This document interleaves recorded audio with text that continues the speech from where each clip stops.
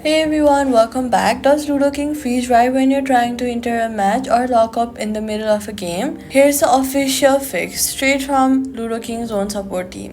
Ludo King's own developers' response confirms this freeze and match entry issue is typically caused by low network connectivity or a device performance problem, not a bug on the server side. First, go ahead and check your internet connection. Go to your settings, go to Wi-Fi and toggle it off.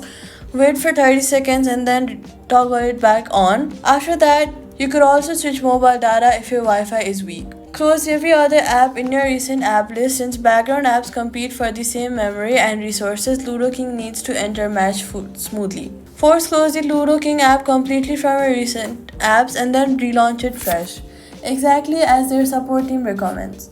If freezing continues, then go to your settings, go to general, go to iPhone storage and free up space since low storage adds extra strain during match entry.